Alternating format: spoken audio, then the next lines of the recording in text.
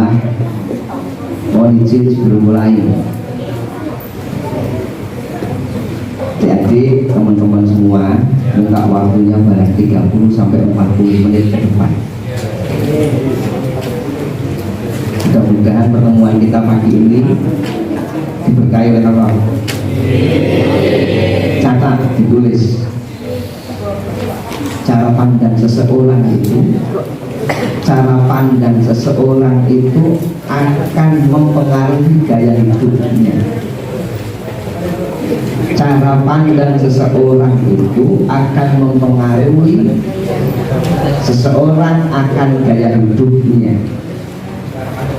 Maka pagi ini izinkan saya untuk memudahkan, menyimpulkan agar gamblang.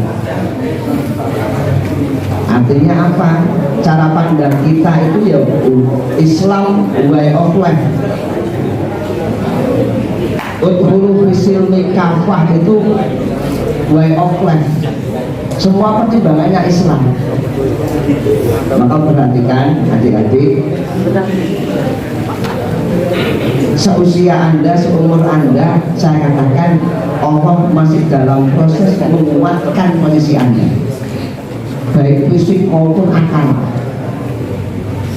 baik fisik maupun pemahaman, terus meningkat, terus Allah kuatkan. Itu tarbiyahnya Allah, sedikit demi sedikit. Yang perlu Anda perhatikan hanya satu: bagaimana bisa melewati masa ini dengan berhasil. Artinya bisa lolos. Kita tidak harus sempurna,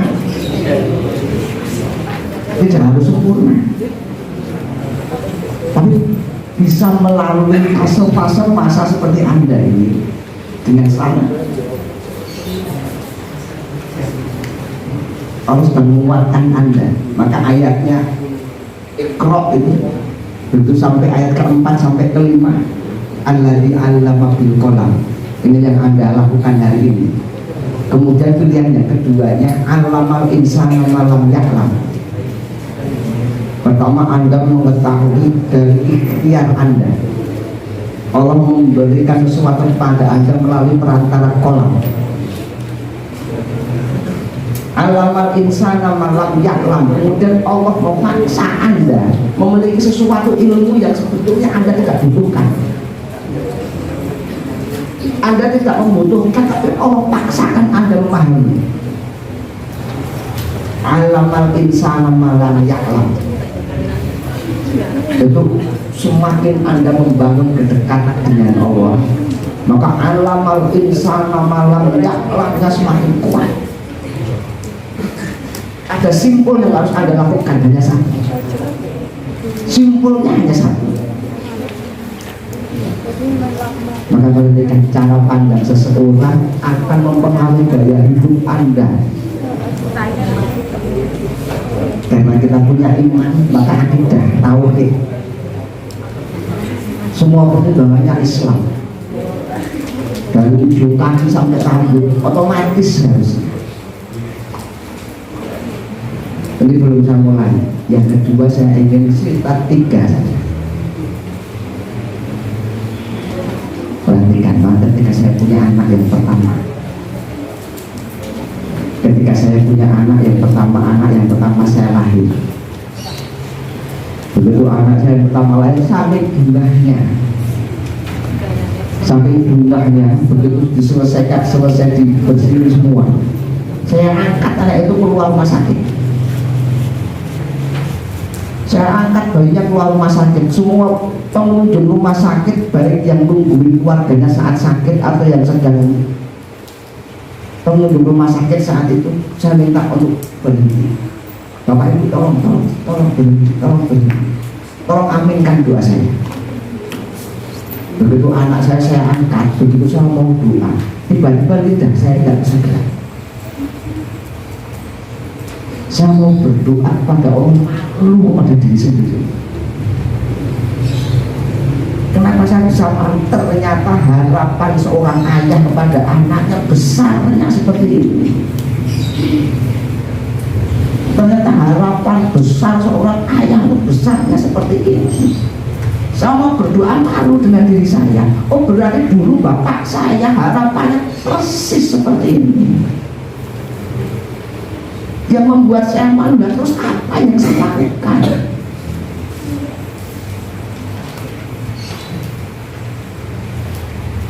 Begitu saya mau berdoa nggak bisa berdoa dari malu. Apa yang saya lakukan tidak sebanding dengan harapan orang tua saya.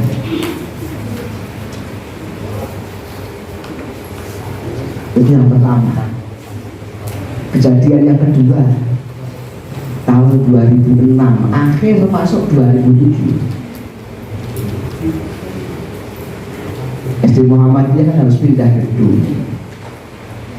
Yang tingkat itu baru jadi satu, lokalnya kurang, dananya habis,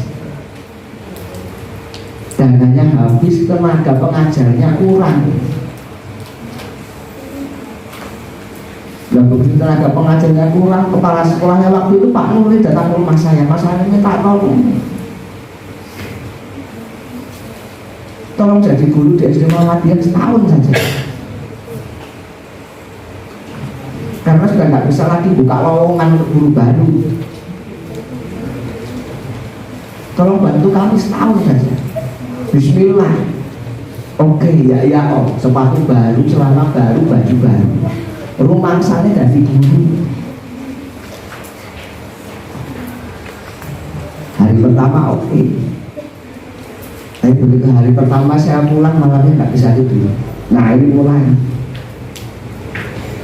Saya mulai kepikiran tadi yang saya sampaikan menyesatkan apa tidak.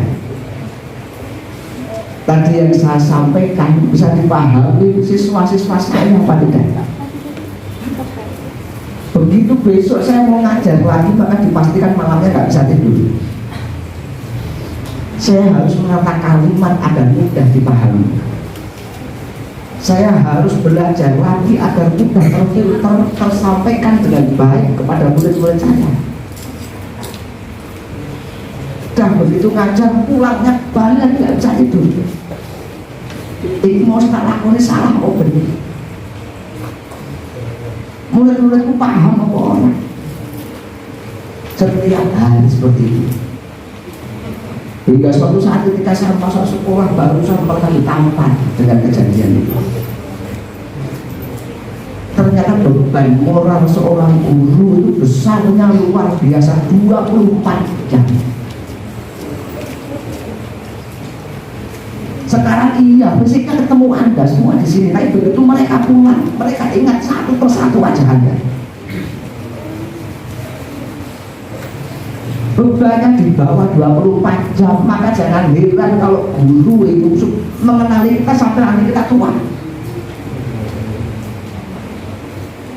Begitu kita ke rumahnya masih ingat kita namanya. Karena apa? Wajah Anda itu 24 jam ada di sini. Yang membuat saya merasa tertampar, beban moral seorang guru besarnya seperti ini, tapi apa yang saya lakukan? Guru dibuat nangis, tidak dihargai, ketika mengajar tidak didengarkan, tidak sebanding beban moral yang mereka pikul. Saya katakan saya angkat tangan, setahun saya tidak kuat. Begitu habis penerimaan rapot, saya bilang sama Pak Nuri, saya nggak bisa.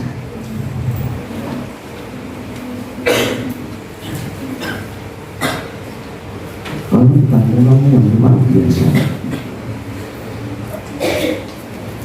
Yang ketiga,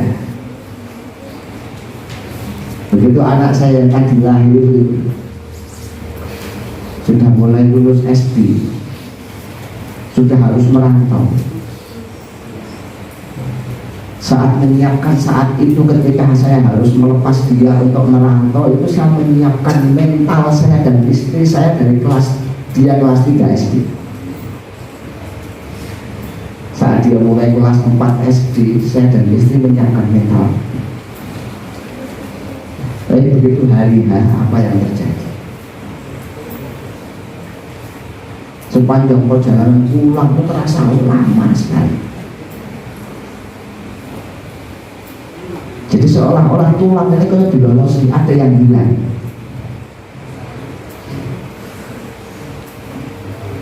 Ketika harus melepas anak untuk sekolah,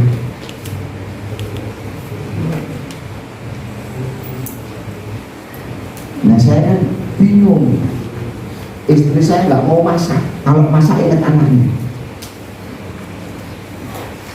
Dan ini cara ini terus dia aku makan untuk kecap terus. Saya kemudian nemu sebuah ayat yang sampai diulang oleh Allah 2 kali. Ingat-ingat, dipraktekkan. Al-A'raf ayat ke-200, kemudian diulang dengan kalimat yang sama di Fussilat 36. Saya bilang kepada istri, apapun yang membuat Anda was-was, apapun yang membuat Anda ragu dan was-was, itu karena setan. Maka ucapan ta'awud, wa imma yang jagonkan kamu nas syaitonin nasrun pasta'id billah, 2 kali diulang oleh Allah. Jika kamu dihadapkan dengan satu gangguan, satu godaan setan, pasta'id billah, kata Allah, maka berlindunglah kepada Allah. Suatu ketika Rasulullah sedang kumpul dengan sahabat-sahabatnya. Ketika Rasulullah sedang kumpul dengan para sahabatnya itu, talaha rajulani indan Nabi sallallahu alaihi wasallam, ada 2 orang berjilbab laki-laki sedang berkonflik padu, sedang berkelahi. Nah, Mu'adz bin Jabal waktu itu sahabat-sahabat marah. Ini kok gelut mengarepe Rasulullah. Ketika mau marah ditahan dengan Rasulullah. Jangan. Saya tahu satu kalimat, jika kalimat ini diucapkan oleh kedua orang yang sedang berkelahi itu, maka langsung amarahnya, emosinya langsung diangkat oleh Allah. Mu'adz bin Jabal bilang, kalimat apa itu ya Rasulullah? A'udzubillahi minasyaitonir rajim. Diulang 2 kali oleh Allah di Al-Quran. Ya, kamu dihadapkan satu godaan maksiat, gangguan dari setan, maka ucapkan a'udzubillahi minasyaitonir rajim. Hasrat untuk bermaksiat itu akan diangkat. Hanya saja ketika kita dihadapkan oleh suatu pilihan maksiat itu, maka perhatikan, tidak ada dosa satupun yang kita lakukan tanpa kita sadari. Semua dosa yang kita lakukan itu 100% kita sadari. Tidak ada maksiat yang kita lakukan tanpa kita sadari. Semua yang kita lakukan 100% sadar. Karena kita tahu maksiat yang akan kita jalani dan kita menyadari penuh itu, maka pasta'id billah, berlindunglah kepada Allah.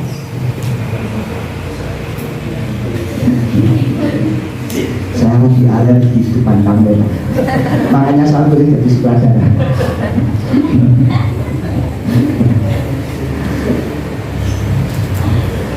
Hanya saja ketika kita dihadapkan dengan satu godaan itu, bukannya kita nggak sadar, bukannya kita nggak ingat untuk ta'awud, tapi kita lebih memilih untuk ngicipi. Padahal janji Allah, begitu kamu berhasil mengucapkan ta'awud, Allah langsung angkat hasad. Allah akan langsung angkat marahnya. Ini belum saya mulai, nanti sebentar saja. Ini baru mengawal. Nah, dari ketiga proses yang saya sampaikan itu, Anda ada jalannya. Allah sedang menguatkan pemahaman Anda pelan-pelan, sedikit demi sedikit, sedikit demi sedikit. Alladzi 'allama bil qalam atau 'allamal insana ma lam ya'lam. Kedua-duanya proses. Arab 17. Gamblang sekali orang menggambarkan suatu wahyu. Kauliyahnya digambarkan oleh orang gamblang. Angzalamina sama imam fasalah awdiyah di kota yang fakta para sayur zabat dan rohnya. Untuk Allah yang menurunkan air hujan dengan kadarnya. Kalau titik-titiknya sedikit namanya gerimis, kalau titik-titiknya banyak berarti deras. Ditakar oleh Allah, tidak diturunkan bludak. Kalau turunkan bludak bedanya pecah kabeh. Nah, dari air hujan yang turun itu kemudian yang bersih ke rumah kita, masuk ke sumur, kita konsumsi, yang menjadi kotoran jabatan rohiyah nggak tahu. Kotorannya tersaring, terfilter menjadi umpluk, menjadi buih. Maka perhatikan permisalan yang Allah hadirkan kembali. Bagi malu itu alaihi bin marifin go akhir yakin au matain zabatun itu sama. Ketika pengrajin perak emas itu, ketika membuat perak emas perkakas itu, sebelum muncul emasnya berkilauan, peraknya berkilauan, keluar dulu kotorannya. Zabatun itu umpluk yang sama. Ketika ditempah dengan api itu keluar umpluknya. Maka perhatikan kata Allah, kadari kaya teribullahu haqqa wal batil. Allah sedang mengumpamakan antara yang hak dan yang batil. Yang batil Allah ibaratkan seperti umpluk.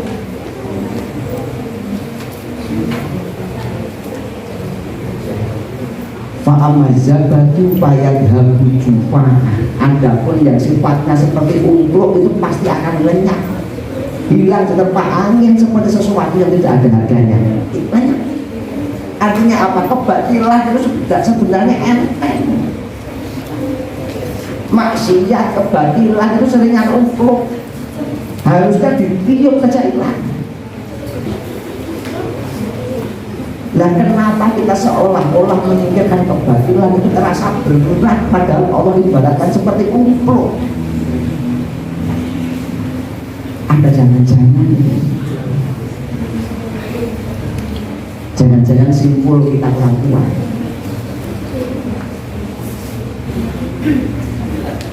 Sehingga kita menyingkirkan umpluk yang harusnya ditiup aja hilang, kita nggak bisa. Kemudian Allah kunci wa amma yang fa'unas fayam kutu fil ardi, dan apapun yang bermanfaat untuk manusia ia akan tetap tinggal di bumi sampai kapanpun. Jadi nasihat bapak ibu guru itu semua tertanam di otak itu, bersifat tidak bisa menghapus, dan semua terekam. Jika nanti pemahaman kita kuat, Allah sampaikan pemahaman kita kuat, maka semua nasihat guru itu muncul kembali. Maka hari ini mulai muncul nasihat guru-guru kita di SD dulu. Ada yang hari ini Anda belum bisa merasakan. Dulu waktu saya sekolah itu suka heran, teman-teman itu suka ngeyel. Kan ada yang belajar merokok itu pakai seragam. Begitu ketahuan orang nek rokok harus nganggo seragam.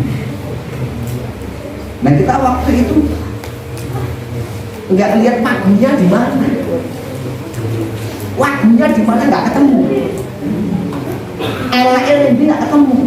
Pemahaman kita belum nyampe. Begitu sudah lulus sekolah, begitu sudah menikah, ketika lihat anak sekolah merokok sambil pakai seragam, oh jebule kok ya,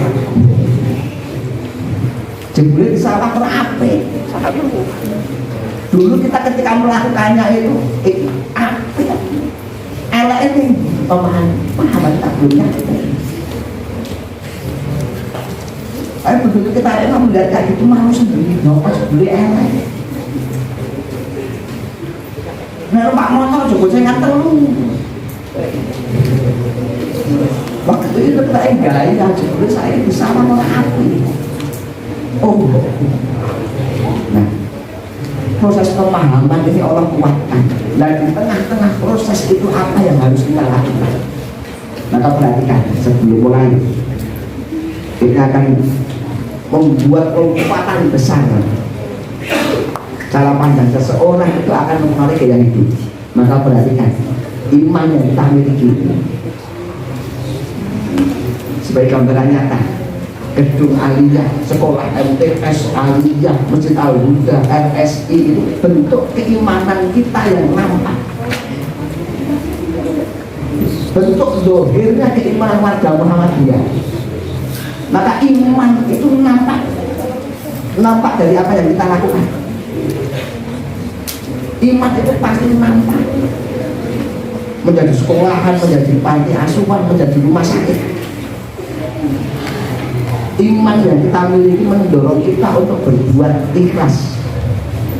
Iman itu melahirkan sifat ikhlas pasti. Inna sholati wa nusuki wa mahyaya wa mamati lillahi rabbil alamin. Dan perlu saya perhatikan, ikhlas itu akan mendorong seseorang untuk berbuat ihsan. Ini rumus. Iman akan melahirkan sifat ikhlas, dan sifat ikhlas akan mendorong seseorang untuk berbuat ihsan. Puncak ketakwaan. Nah, mari kita mulai. A'udzubillahi minasyaitonirrajim. Bismillahirrahmanirrahim. Assalamualaikum warahmatullahi wabarakatuh.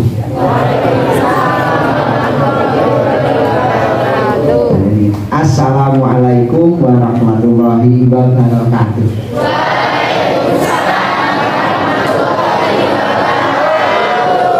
Assalamualaikum warahmatullahi wabarakatuh.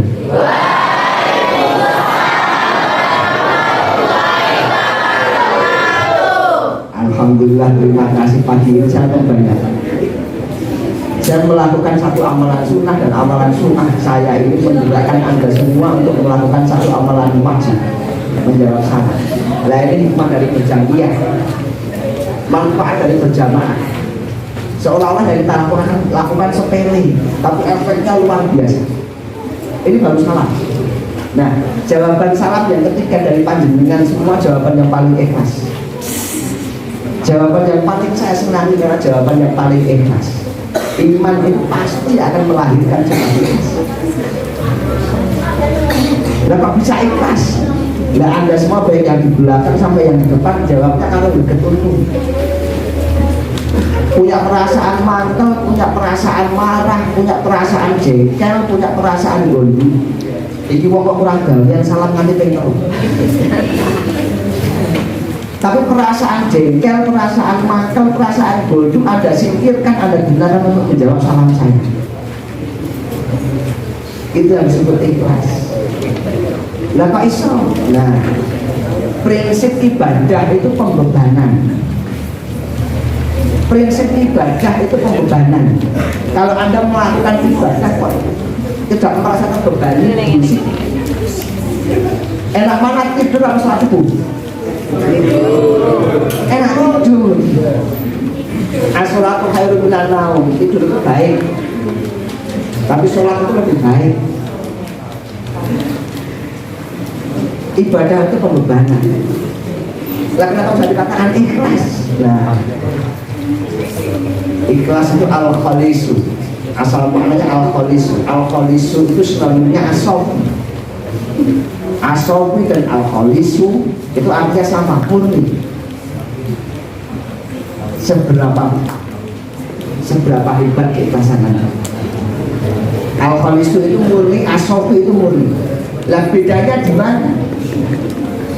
Asofi itu digunakan untuk menunjukkan kemurnian yang belum pernah tercampur oleh apapun.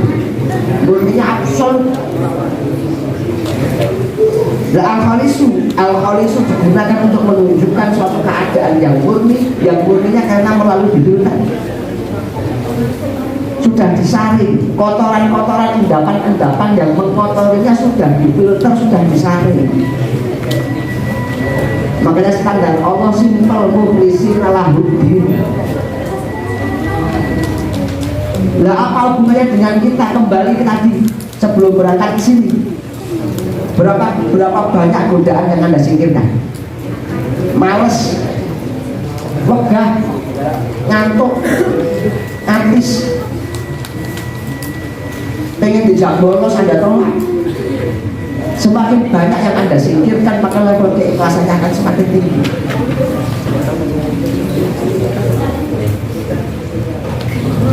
Al-Khalisu.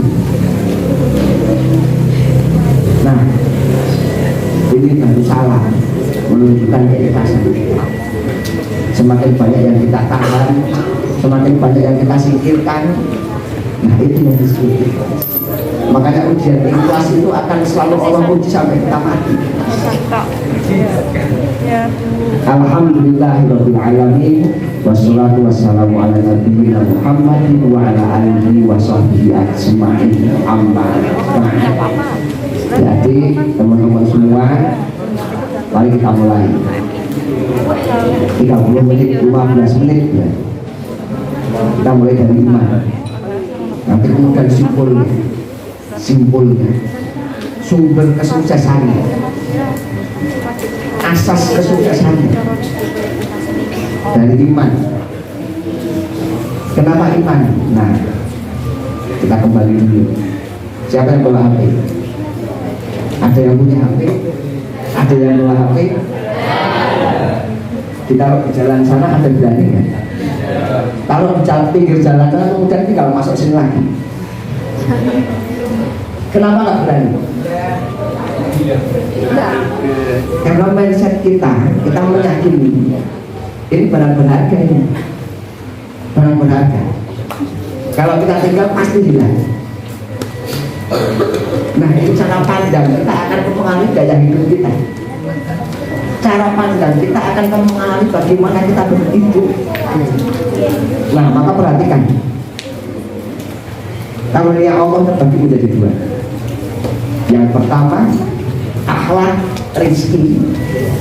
Akhlak dan rizki itu Allah bagikan rata kepada hamba yang dicintai maupun yang tidak Allah cintai.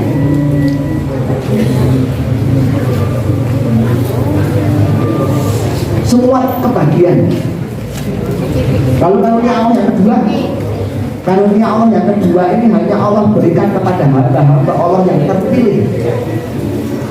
Karunia Allah yang kedua ini hanya Allah berikan kepada hamba-hamba Allah yang Allah cintai. Apa itu? Iman. Tambah jelas, artinya apa?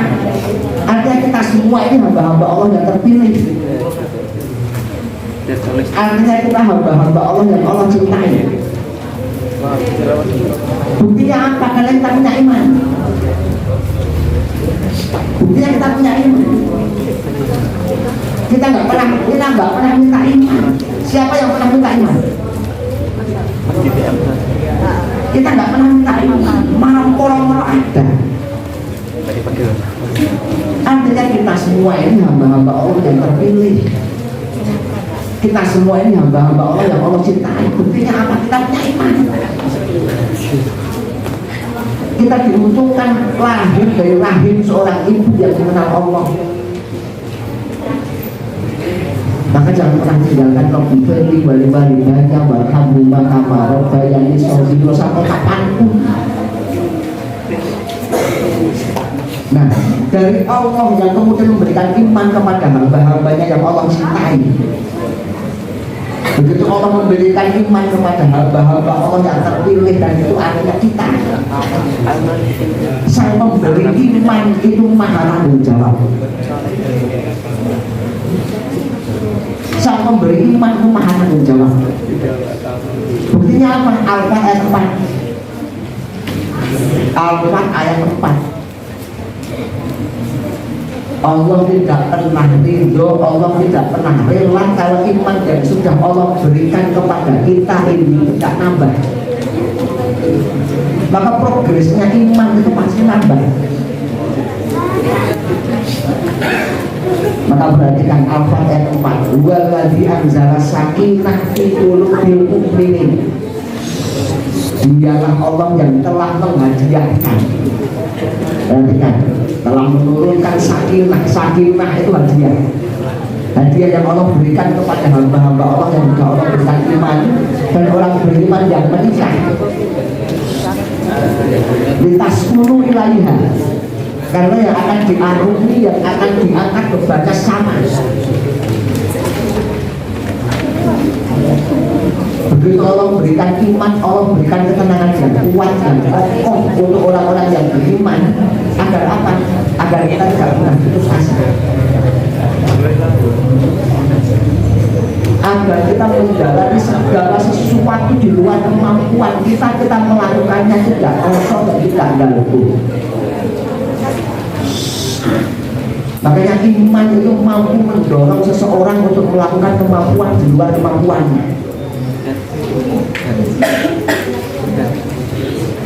Dari iman yang Allah berikan, kemudian Allah berikan sakinah itu, agar kita menjalani ujian yang Allah berikan, perintah dan larangan itu, kita menjalannya dengan penuh enjoy, gembira.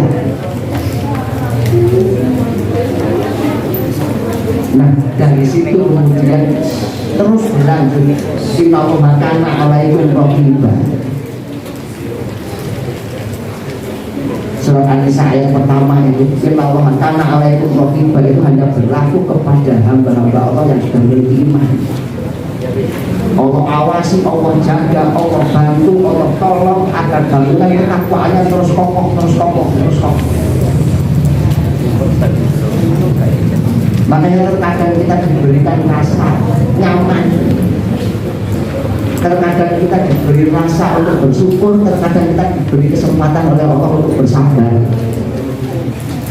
terkadang kita disempitkan, terkadang kita dilapangkan. Kedua-duanya adalah karunia agar bangunan ketakwaan kita tidak ambiar. Maka perhatikan, kaum Ad, kaum Tsamud, mudah bagi Allah memberi lapangan, senang orang tahu susah kepada kita.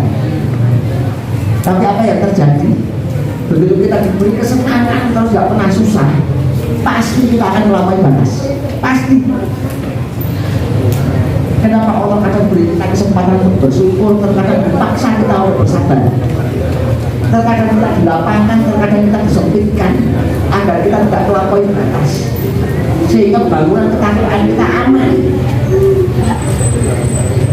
Kaum Ad, kaum Tsamud itu tidak ada yang tidak susah, tidak ada yang susah, semuanya senang semua. Kaum Ad, kaum Tsamud, semuanya kelapangan, semuanya kelapangan rezeki. Apa yang terjadi ketika mereka semua kelapangan rezeki?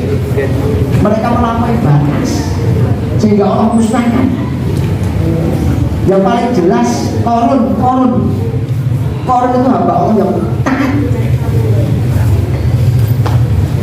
hamba Allah yang taat, tapi begitu diberi kelapangan rezeki, diberi kelimpahan rezeki, apa yang terjadi? Bangunan ketakwaannya ambiar karena kelapangan.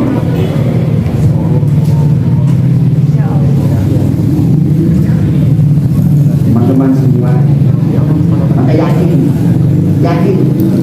kita semua dalam takdir Allah, proses takdir Allah. Apa agar kita tajam menangkap itu semua? Al-Insan ayat 2. Al-Insan ayat 2.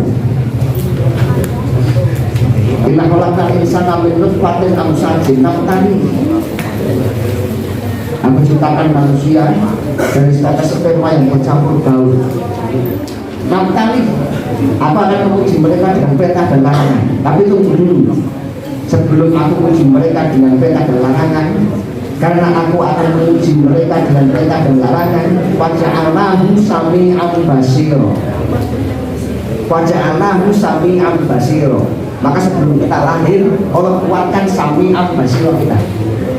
Allah tanamkan dalam diri kita kuda-kuda yang kuat untuk defend.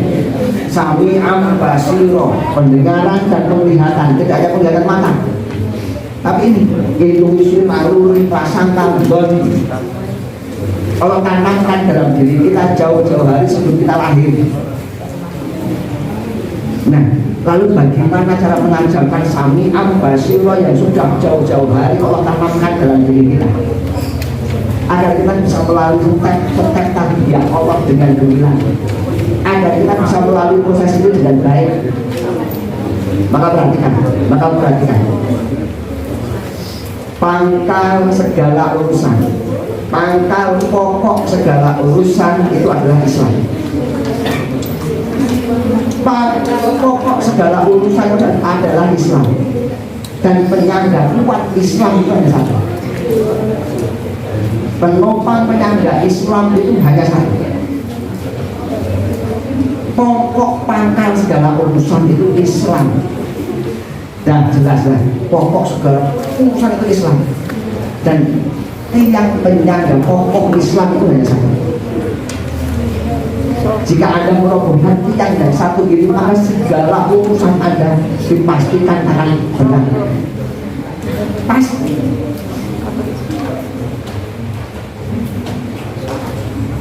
Maka jika kita pengen jaminan hidup kita baik, jika kita memastikan hidup kita untuk berjaya dan baik, maka tiang ini harus berjaya. Sekali lagi catat, segala pokok pangkal urusan itu adalah Islam, dan penyangga pokok tiangnya Islam itu hanya sholat. Sholat, dan sholat itu bentuk dari puncak kesyukuran kita. Maka perhatikan, kenapa sholat menjadi puncak kesyukuran kita.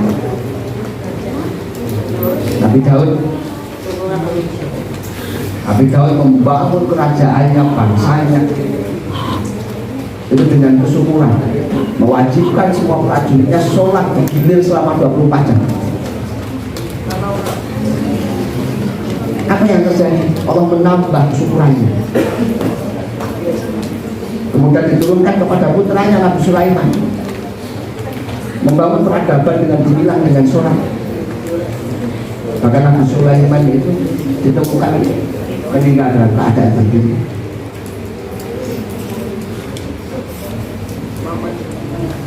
Nabi Ibrahim sampai menghasilkan generasi para nabi. Maka perhatikan, laki-laki itu tak tanggung jawab menjaga dua. Diisyaratkan dari doa Nabi Ibrahim. Surat Ibrahim 35. Wa idh qala Ibrahim Rabbi ij'al hadzal balada aminan waj'alni wa bariyal anak minal asnam. Nabi Ibrahim memohon dua kepada Allah, tempat yang aman. Yang kedua apa? Iman. Waj'alni wa bariyal anak minal asnam. Jauhkan keluargaku, anak keturunan dari segala bentuk berhala. Dua, apa ikhtiar Nabi Ibrahim untuk mewujudkan keduanya? Yang pertama, tempat yang aman. Tempat yang aman dijelaskan surat Ibrahim 37. Rabbana ini askantu min dzurriyyati biwatin ghairi dzin inda baitikal muharram. Ya Allah, saya meninggalkan sebagian keluargaku di tempat yang tidak populer, tempat yang jauh dari pemukiman, di tempat yang tidak ada air, tidak ada pohon, tidak ada tumbuh-tumbuhan, tapi tempat yang tidak populer dan gersang. Itu tempatmu ya Allah, di sisi rumahmu, indah baitikal muharram, tempat yang aman. Ternyata lingkungan itu menentukan, pergaulan Anda itu menentukan. Tempat yang selalu dilingkupi ibadah, teman-teman yang gemar beribadah, teman-teman yang senantiasa menjaga berhati-hati hidupnya. Wasnukni wa baniyal anak budal asgar, dan jauhkan keluarga keturunanku dari segala bentuk berhala. Apa yang dilakukan Nabi Ibrahim? Puncaknya surat Ibrahim 40. Rabbi ja'alni muqimas shalah wa min dzurriyyati. Menjaga tauhid, menjaga akidah dengan kebagusan sholatnya. Sholat menentukan segalanya. Segala pangkal pokok urusan adalah Islam, dan tiangnya adalah sholat. Maka kalau Anda mau memperbaiki kehidupan Anda akan tidak rumput dan diperbaiki sholat. Jika ingin berhasil melewati masa-masa proses kajiannya Allah ini, maka yang dijaga adalah sholatnya.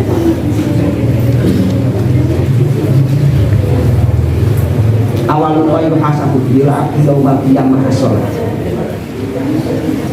Yang paling pertama dihisab dari kiamat itu sholat. Jika sholatnya baik, maka dipastikan seluruh kehidupannya akan baik.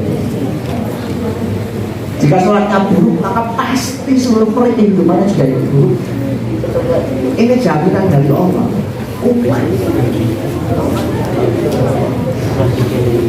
Maka syukuri kita hamba-hamba Allah yang terpilih, kita dicintai oleh Allah. Kemudian Allah bantu kita membangun ketakwaan dengan memberikan sakinah. Allah bimbing pelan-pelan, Allah kuatkan pelan-pelan, Allah kuatkan akal kita. Hingga nanti pada satu puncak kemudian dilemahkan lagi oleh Allah. Sebelum kita dilemahkan lagi oleh Allah, kita isi dengan sebaik-baiknya. Man amila sholihan min dzakarin aw untha ala hasil dari. Maka perhatikan, kalau mau sukses, sholat dijaga. Tapi jangan dimulai masalah waktu dunia yang diceritakan Nabi Ibrahim, sehingga menjadi generasi para nabi. Apa yang dibangun sholat, yang dibangun dengan sholat, sehingga mempengaruhi semua kehidupan. Ya Allah, jadikanlah aku dan anak keturunanku sebagai hamba-hambamu yang selalu menegakkan sholat. Apa yang terjadi menjadi bapaknya para nabi?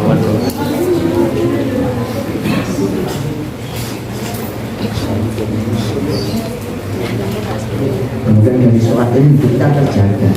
Dari sholat yang kita jaga ini kemudian sami ambasiro yang Allah tanamkan jauh sebelum kita lahir, itu menjadi berfungsi kuat. Berfungsi kuat untuk apa? Untuk menghadapi zamannya masing-masing. Sami ambasiro yang Allah tanamkan ke dalam diri kita itu untuk menghadapi dunia Anda masing-masing. Dunia saya, Pak Rumanto, Pak Jazuli, Pak Solihin dulu patok lele. Patok lele itu kalau dilakukan anak sekarang bahayanya luar biasa. Bayangkan kayu segini, tambah kayu segini, nek titik telur, nek nukuk sak buater es. Begitu dulu enggak dihindari terus ditangkap. Nukuknya sak buater sing ngarep malah rebutan pengen nangkap. Dan yang menjadi luar biasa tidak ada yang kena batu. Permainan bahaya, tapi tidak ada yang pernah kena batu. Di titik petolu kemudian untuk buater yang malah rebutan pengen ditangkap. Tidak ada yang kena batuknya, karena kita disiapkan untuk menghadapi zaman patok lele. Sehingga sami ambasiro yang Allah tanamkan itu untuk kuat menghadapi patok lele. Ya sami ambasiro yang Anda semua untuk menghadapi dunia hari ini. Gadget, informasi digital. Maka pertahankan. Banyak orang-orang tua yang korban hoax. Banyak orang-orang tua yang pesan hoax sembarangan. Karena sami ambasiro yang mereka disiapkan untuk patok lele. Justru Anda semua yang sadar. Maka kuatkan sampai ambasiro yang Allah hadirkan itu dijaga dengan sholat. Tidak ada cara lain. Tidak ada cara lain. Dari sholat itu kemudian Allah sempurnakan muslim lakum akmalakum. Allah ajari Anda semua dari sesuatu yang Anda tidak tahu dan yang tahu. Ayat pembukaan yang dibaca Pak Hasim, ya ayyuhalladzina amanu taqullaha wa qulu qawlan sadida.